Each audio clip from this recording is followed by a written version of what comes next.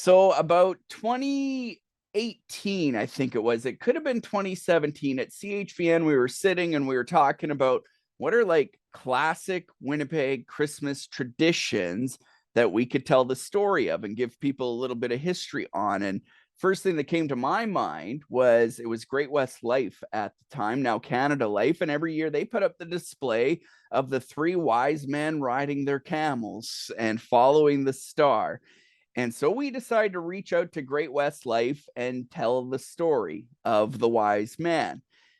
Turned out when we got a hold of Great West Life, nobody knew the story anymore and they couldn't tell us anything. So we put that out that year.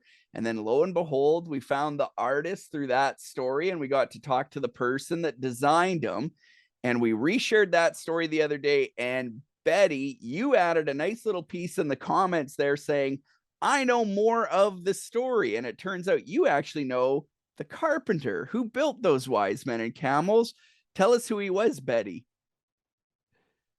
Well, the carpenter was actually a cabinet maker, which requires just a little bit more artistic ability. And he was my father-in-law, Vic's dad. He was an amazing artist in wood. Vic, you grew up then with your father as a cabinet maker and a carpenter. Do you remember like him building and talking about these wise men at all when would you been a young child at that time when they were built? Oh, for sure. In fact, I actually worked a part-time job at Reimer Display, cleaning the shop once a week. And so I got to see a lot of the work that they were doing, during that period. And my recollection is some of the pieces, when I was cleaning up, I would see some of the pieces of this display being fabricated. And my dad's role in this was more of a assistant to the designer.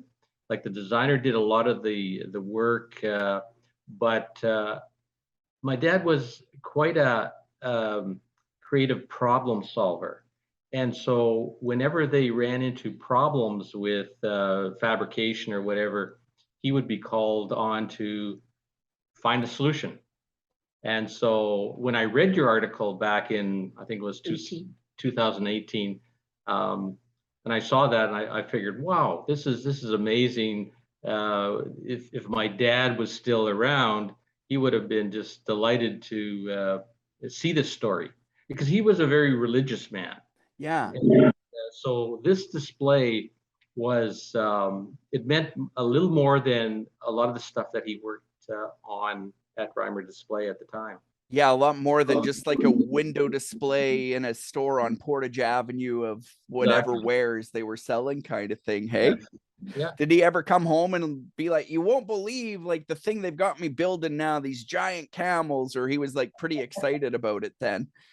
Well, he did talk about it. And it was initially, I think the first few years, they actually were involved in setting it up as well. And I know a couple of times he would talk about, it was a miserable day and they had to go set this thing up. And yeah, he talked about it, and it meant a lot to him. Betty, did he ever share those stories with you once you came into the family, or was it always, yeah?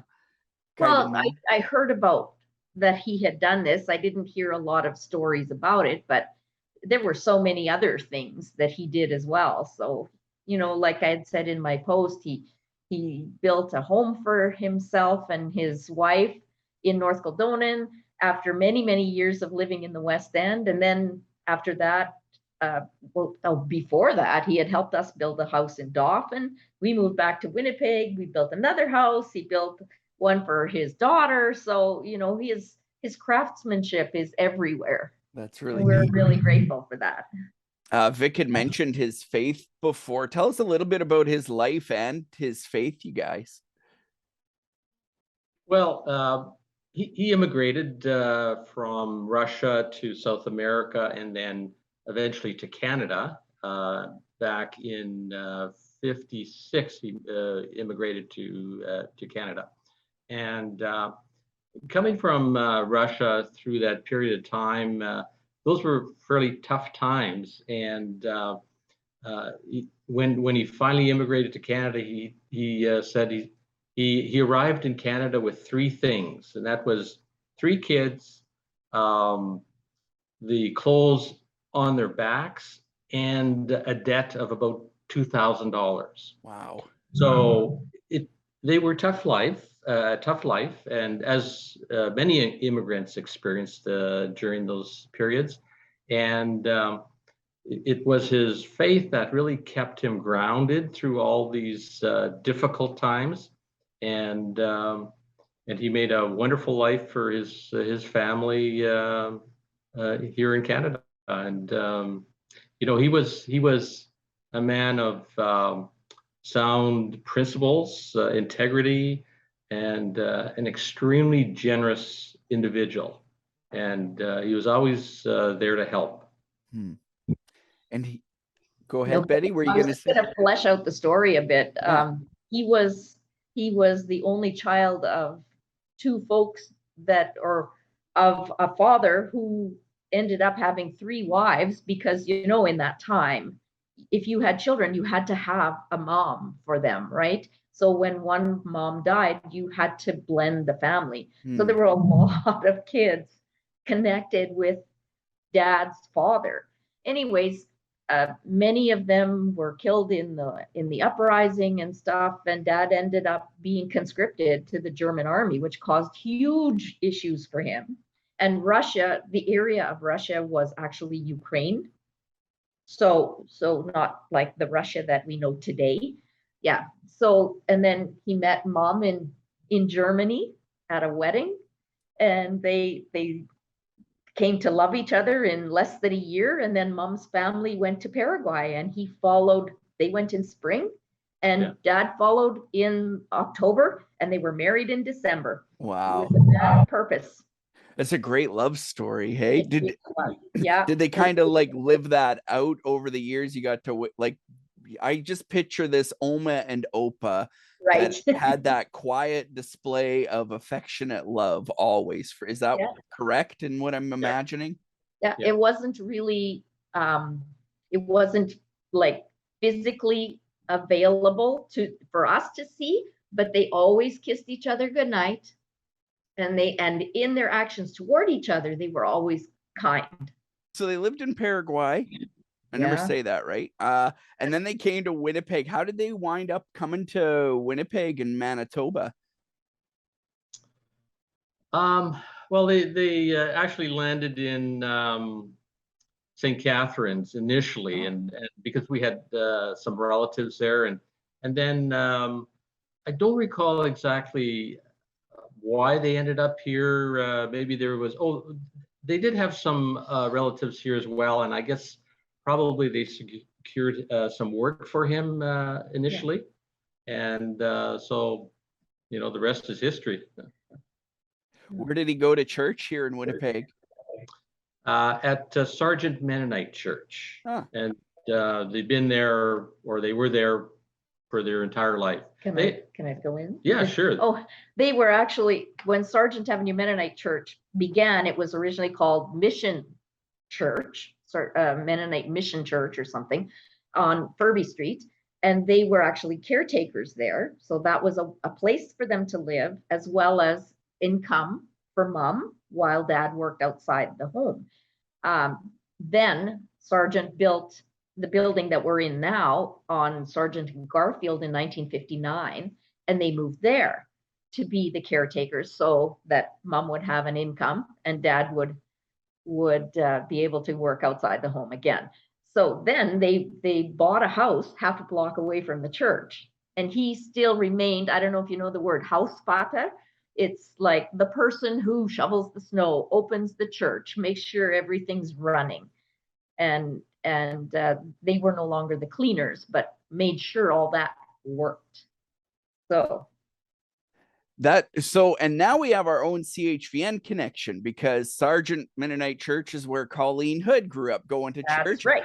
And she has no idea this story we've been talking about for 5 or 6 years. She actually probably then knew one of the people that helped it come to life. That's pretty incredible. I love That's that. right. That's right. Yeah. Yeah, her grandparents would have been very good friends of my parents. In fact, together very often. Yeah, That's so cool. special. And now, so we're pretty confident Great West Life or Canada Life, they couldn't give us the best records, but they were fairly certain 1973 was the first year that this display went up above the building there. So next year, it's going to be 50 years. How incredible is that to get to drive by and still see your dad's work on display? Totally. And for a corporate business like that to have that type of a display is uncommon nowadays. Yeah. Yeah. It's been really interesting, actually. This story every year, it just takes on a life of its own around this time of year. And like literally every single year now for 5 years, tens of thousands of people looking at this story. And you see it on social media and stuff. And no matter what their faith background is, they all love the story. And they all love this story of these men on camels seeking something out. I think that kind of maybe tells them something they aren't even aware of yet. Well, Vic actually looked up your first time that you posted it on Facebook, and he had commented on it in 2018. Oh, I missed it. Happens. There's so many comments for sure. Yeah, well, and that's the thing, right? So what are some of your fondest memories of your dad and his faith, Vic? Well, you know, his caring nature of you know, just anyone that needed help. And you know, I think back when you know, early in my childhood when he was financially supporting some of his relatives back in Russia. And he would send, you know, even at that time, like he didn't have a lot of money, but he would scrounge up money and send care packages, medicines, just to help them out because he knew how bad things were and how needy they were. And just his generosity just shone through, and he was never vocal about it. He was very silent about it, and until I started doing his income tax returns one year, because you know he could no longer do them, and so and then I looked at his charitable donations, and they were just amazing. So his tithing was certainly, you know, the expectation that the Bible speaks about, and then more. Love it. Betty, what about you? He was very quiet in the way he did things, like Vic says. You know, he wasn't the exuberant opa, you know, with the arms outstretched and the kids running. But he was quiet, and he gave us the example to follow, right? As parents and grandparents, to live your faith. Love it. Live it.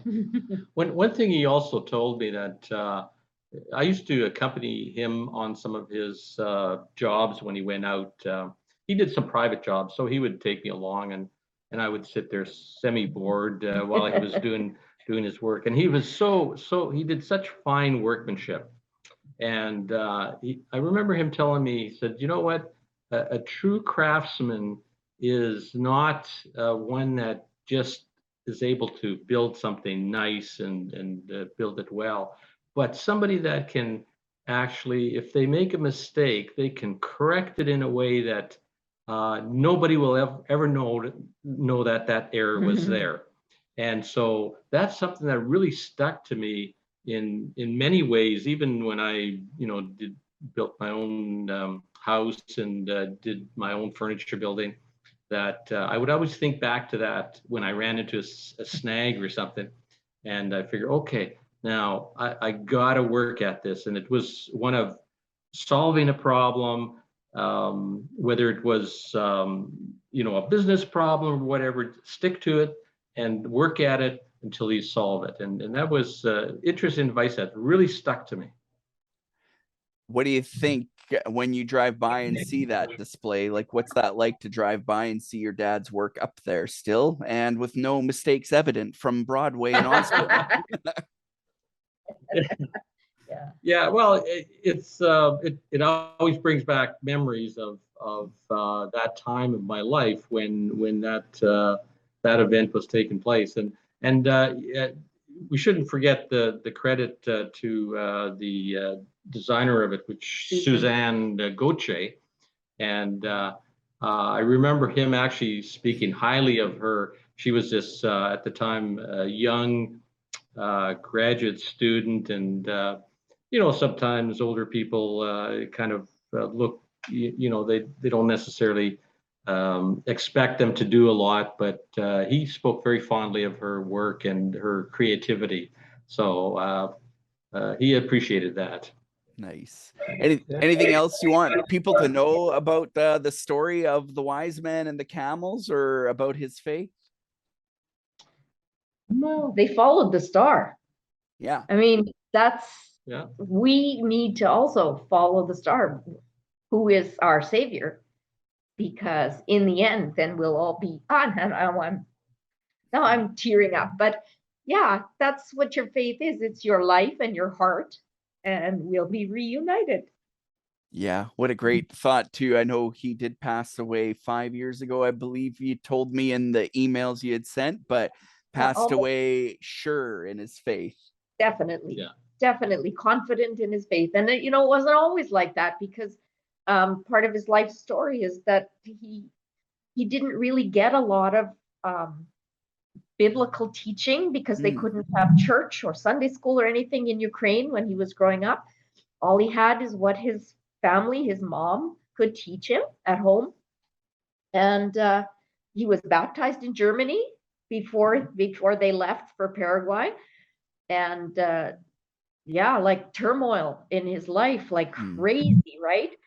And then he got to Paraguay and he wasn't really sure, like, am I really saved? Does God really believe my confession? And so he studied and he read the Bible and he prayed about it. And then he said, yeah, God's got me, because I've given my life to him. And I mean, I'm much more verbose than he is. He would have been, but that's what it was. And he lived his faith.